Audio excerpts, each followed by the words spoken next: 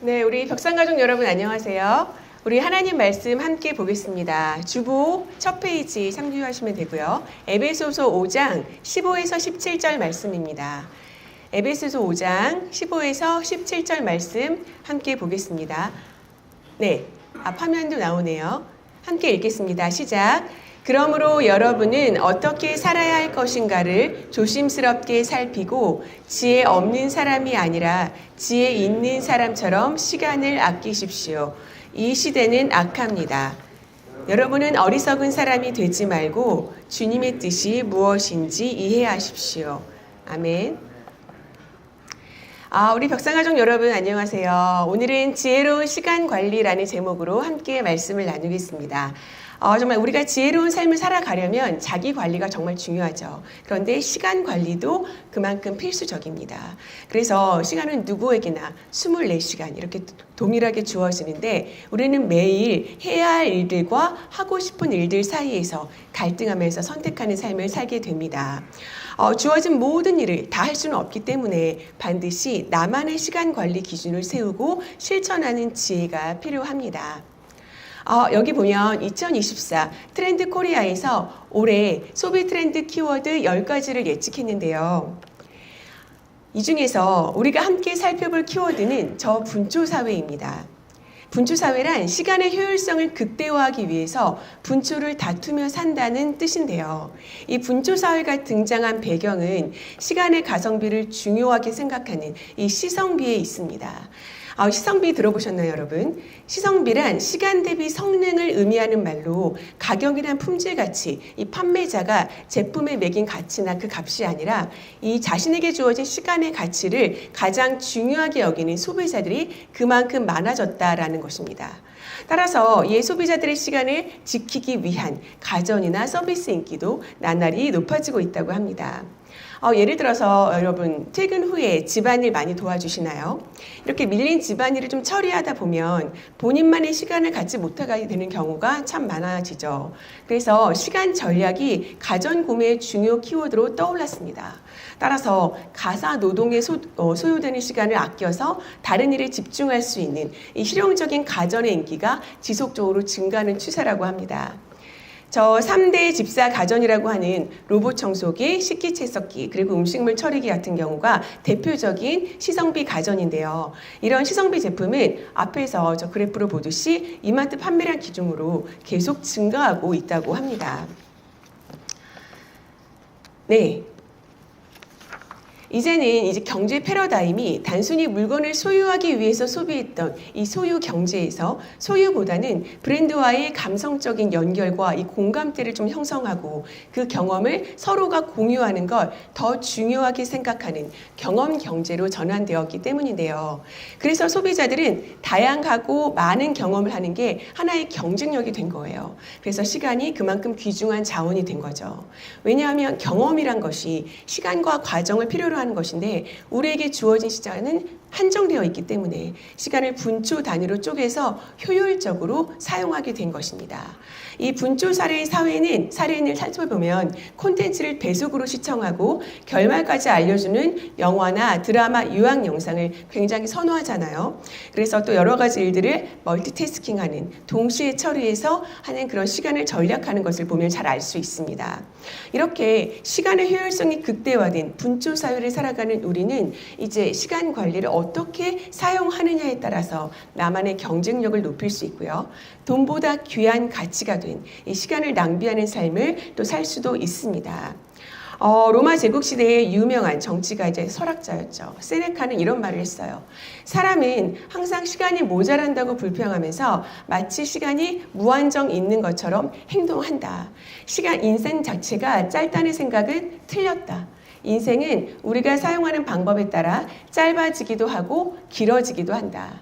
인생을 유용하게 쓰는 것이 중요하다라고 말했는데요. 정말 이 시간은 곧 인생이고 인생은 곧 시간이다 이렇게 말할 수 있을 것 같습니다. 시간을 활용하는 방법을 안다는 건 시간을 그냥 잘 보낸다라는 차원을 좀 넘어서서 인생을 잘 살아가는 방법을 안다라는 것과 일치한다고 생각합니다. 이 시간을, 인생을 유용하게 사용하면 여러 유익들이 많은데요. 이 시간 관리의 유익은 이렇게 세 가지로 나누어 볼 수 있습니다. 더 짧은 시간 안에 더 많은 일 처리를 할 수 있기 때문에 생산성이 향상이 되고요. 그리고 업무에 대한 과중과 또 일정의 지연으로 인한 스트레스와 이 불안감을 피할 수 있기 때문에 저 스트레스가 좀 감소되겠죠. 그리고 일과 개인 생활의 균형을 맞추는 데 도움이 되어서 전반적인 이 삶의 만족도를 높일 수 있습니다. 하지만 시간을 잘 관리하지 못하고 낭비하게 되면 바로 이렇게 됩니다. 여러분, 타임포어족 들어보셨나요? 이 바쁜 일상으로 인해서 개인적인 시간을 갖지 못하고 시간에 쫓겨서 생활하는 현대인들을 일컫는 신조어입니다. 항상 시간이 부족한 사람들을 말하는 거죠. 그래서 우리는 시간에 쫓기는 삶이 아니라 시간을 지혜롭게 관리하고 통제하는 그런 조화롭게 균형을 잇는 삶을 살아야 합니다. 그럼 지혜로운 시간 관리를 어떻게 해야 하는지 하나님 말씀을 통해서 함께 살펴보겠습니다. 오늘 말씀은 에베소서 5장 15에서 17절 말씀인데요. 이건 사도 바울이 에베소 교회 성도들에게 보낸 서신서에 나와 있는 내용입니다. 그러므로 여러분은 어떻게 살아야 할 것인가를 조심스럽게 살피고 지혜 없는 사람이 아니라 지혜 있는 사람처럼 시간을 아끼라라고 권면하고 있어요. 한마디로 어떻게 살아야 할 것인가를 조심스럽게 살펴라. 시간 낭비하지 말고 지혜롭고 밀도 있게 이 인생을 살려면 주의 깊고 구체적으로 생각하라는 말씀입니다. 그래서 이 시간을 아끼는 사람이 바로 지혜 있는 사람이다라고 말하고 있습니다. 왜냐하면 이 시대는 악하기 때문인데요. 정말 우리가 뉴스만 봐도 잘 알 수 있죠. 요즘에 범죄가 횡행하잖아요. 그리고 우리 상상을 뛰어넘는 그런 사건 사고들이 참 많은 것 같습니다. 최근에도 정말 그 중학생이 70대 노인들 그렇게 폭력을 가하는 것도 보게 되고요. 정말 이 세상의 악함, 어두움, 마음의 황폐함 이런 것들이 점점 더 많아지고 증폭될 거란 말씀이죠. 그래서 사도 바울은 여러분은 어리석은 사람이 되지 말고 주님의 뜻이 무엇인지 이해하십시오라고 말씀하고 있습니다. 이런 시대적인 흐름에 마음이 휩쓸려가지고 마음이 혼미해지면 두렵고 불안해지잖아요. 그래서 시간을 낭비하는 삶을 살게 된다는 말씀입니다.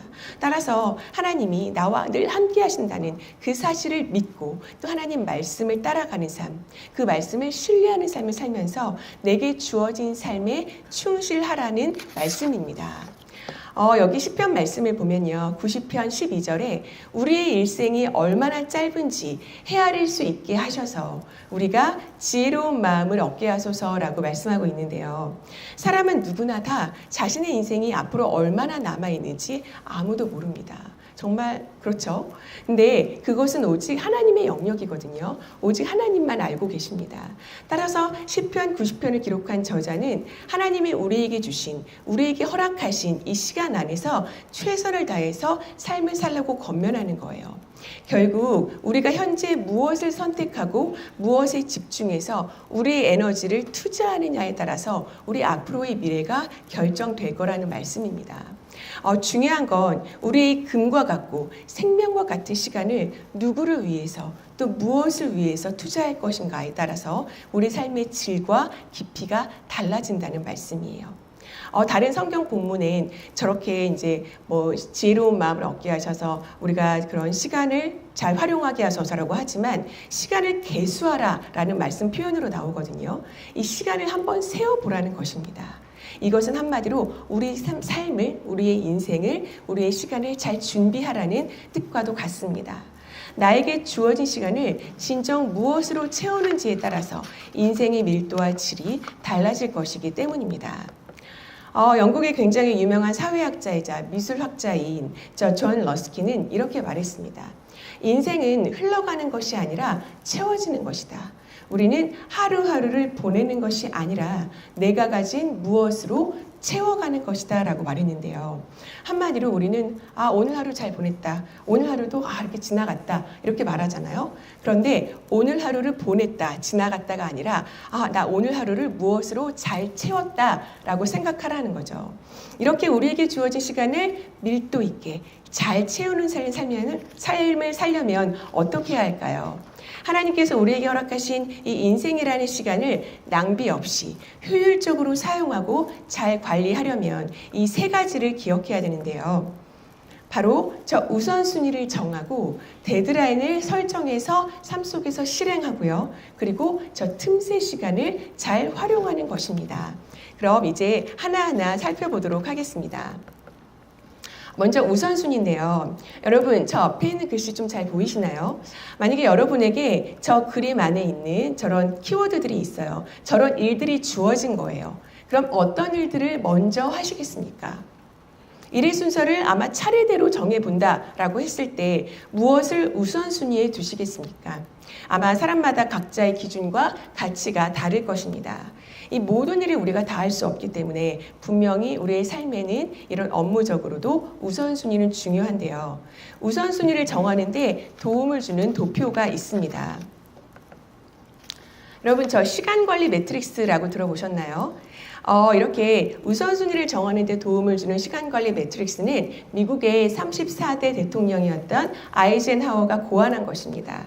그래서 일의 긴급성, 저 시급성과 중요도에 따라서 4개의 카테고리로 나눈 거죠. 저기 보면 중요하고 급한 일이 있고요. 그리고 중요하지만 급하지 않은 일이 있습니다. 그리고 중요하지 않지만 급한 일이 있고 중요하지도 않고 급하지도 않은 일이 있습니다. 우리는 보통 중요하고 급한 일을 가장 우선순위에 두고 하게 되죠. 따라서 저 도표를 딱 두고 나서 이렇게 한번 해보시는 거예요. 우선순위를 정하는 법입니다. 저 도표 앞에서 내가 맡은 업무를 모두 다 한번 나열해 보십시오. 그리고 각 업무의 긴급성과 중요도를 내 스스로 판단해 보는 거예요. 지금 나에게 가장 급하고 중요한 일이 뭐가 있지? 그럼 몇 가지가 이렇게 구분이 되겠죠. 그래서 그 업무를 저 4개의 카테고리 안에 분류를 해 보는 겁니다. 그리고 나머지 그렇게 분류가 되었다면 우선순위를 잘 확인하고 이제 업무 일정을 계획하는 건데요. 이렇게 우선순위를 정하지 않으면 우리의 시간을 효율적으로 관리할 수가 없습니다. 우리 삶의 우선순위, 업무의 우선순위가 세워졌다면 이제는 실행하는 것이 필요한데요. 이 실행력을 높이기 위해선 노력과 의지가 필요한데 바로 데드라인 효과를 활용하는 것도 굉장히 좋은 방법 중에 하나입니다. 이 데드라인 효과라는 이 데드라인 이펙트라고 하는데요. 데드라인 여러분 많이 들어보셨죠? 어떤 일을 마감하는 시각이나 날짜를 말합니다. 이 데드라인 효과는 어떤 일을 할 때 이 데드라인이 만약에 딱 정해지면 집중력과 몰입도가 굉장히 높아진다라는 그런 실행률을 나타내는데요. 마감 시한이 굉장히 임박한 일을 우리가 모두 좀 초인적인 힘으로 끝낸 그런 집중력으로 끝낸 경험이 다들 있으실 거예요. 그래서 촉박한 시간 안에서 반드시 어떤 일을 끝내야 한다. 이런 엄격한 데드라인이 있으면 어떻게 해서든 우리는 그 시간을 맞춰서 일을 끝내기 수밖에 없기 때문에 고도의 집중력과 에너지를 발휘해서 시간을 사용하게 된다는 거죠. 그것이 바로 저 데드라인의 힘이다라고 말하고 있습니다. 이렇게 시간의 밀도를 높이는데 이 데드라인 효과는 좀 실행률을 높이고 그리고 그 힘을 발휘하는데요. 좀 더 밀도 있고 집중력 있는 시간을 활용하기 위해서 스스로 나만의 데드라인을 설정할 필요가 있습니다. 따라서 그 업무들 중에서 좀 내가 빨리 해야 될 것들, 그런 것들은 필요 시간을 우선 생각을 해보고 부담이나 스트레스가 되지 않는 선 안에서 마감 시한보다 조금 단축된 시간을 설정하는 것이 필요합니다. 만약에 우리가 만약에 편지를 쓴다고 했을 때 하루의 시간이 주어지고 또는 30분 안에 무조건 써야 돼 라고 한다면 당연히 30분 안에 쓰는 그 시간 안에 우리는 완료할 수 있겠죠. 이런 식으로 시간을 효율적으로 사용하는데 데드라인 효과는 굉장히 중요하다라고 볼 수 있어요. 자, 그럼 이제 우선순위를 세우고 데드라인을 활용해서 실행에 옮긴 거예요. 그럼 좀 더 적극적이고 시간의 효율성을 극대화하기 위해서 이제 틈새 시간을 활용하는 것이 필요합니다. 저 틈새 시간을 다른 말로 자투리 시간이라고도 할 수 있는데요. 저렇게 출근부터 우리가 취침 전까지 틈새 시간을 한번 나누어 보는 거예요. 그래서 내가 만약에 대중교통을 이용한다면 지하철 안에서, 버스 안에서의 시간들, 그리고 일과 시작 전의 시간들, 점심시간, 브레이크 타임, 그리고 퇴근 후에, 그리고 취침 전의 시간들, 이렇게 자투리 시간들, 틈새 시간을 한번 구분해 보고 이걸 먼저 발견하는 게 사실 필요하겠죠. 그리고 이 시간을 최대한 적극적으로 활용하는 것입니다. 이렇게 틈틈이 남는 시간을 활용하면 시간의 밀도가, 그 활용도가 굉장히 올라가게 됩니다. 그래서 그 시간들을 어떻게, 무엇을 하면서 보낼 수 있을까요? 먼저 책 읽을 수 있습니다. 만약에 내가 흔들리는 버스 안에서 책 읽기가 좀 어지럽다 그러면 요즘에 오디오북도 있잖아요. 들을 수 있겠죠. 그리고 멍 때리기도 좋고요. 뭐 유튜브에서 학습하거나 외국어 단어 한두 개라도 외우는 것도 필요합니다. 그리고 지인에게 문자를 보낼 수도 있고 운동을 할 수도 있고요. 스트레칭 아니면 뭐 강아지 산책을 시키거나 내가 산책할 수도 있습니다. 윤솔이라는 작가가 쓴 시간관리 시크릿이라는 책을 보면 이런 말이 있습니다. 자투리 시간을 살려본 경험이 없는 사람에게 10분이란 시간은 무용지물이다. 하지만 자투리 시간을 활용하는 사람은 그 10분을 새로운 습관을 만들 수 있는 기회로 받아들인다라고 말했습니다.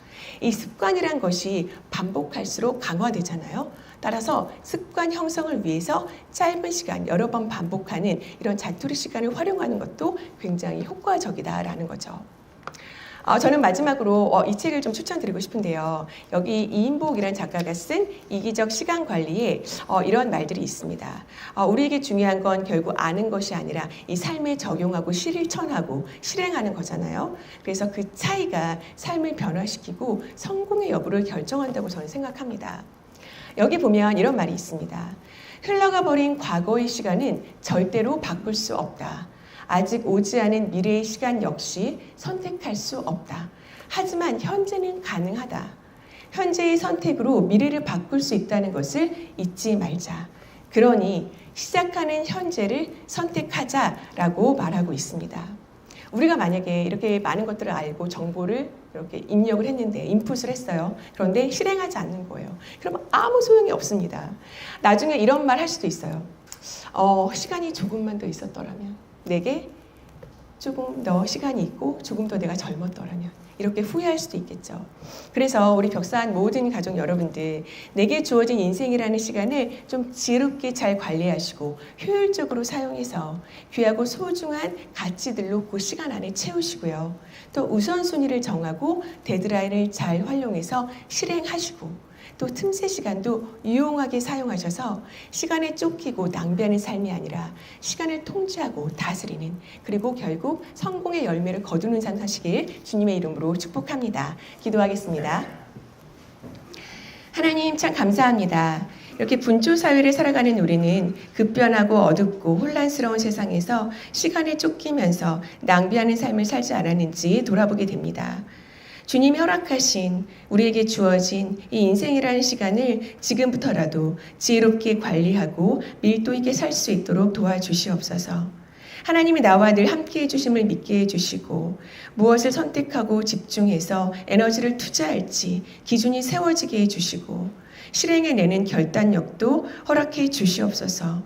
그러므로 말미암아 현재 선택한 나의 실행으로 미래에 주어질 값진 열매들로 또한 나중에 거두게 해주시옵소서. 올 한 해 벽산 모든 가족들의 건강을 지켜주시고 마음의 소원과 기도 제목들에 신실하게 응답해 주시고 늘 동행해 주셔서 주님과 함께 승리하는 삶 살게 해주시옵소서. 그렇게 행하실 주님을 기대하며 예수님 이름으로 기도합니다. 아멘.